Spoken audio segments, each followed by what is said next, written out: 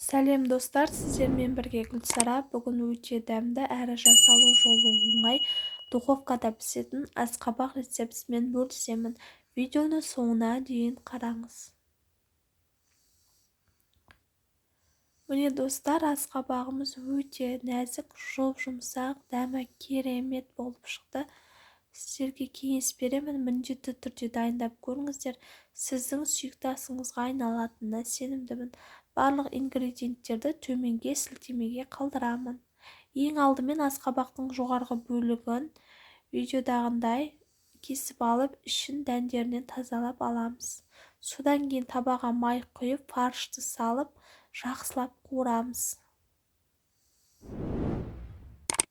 Фаршымыз қоңырқай түске енгенше қуырып, үстіне ұсақтап туралған жуаны салып, тағы да қуырамыз.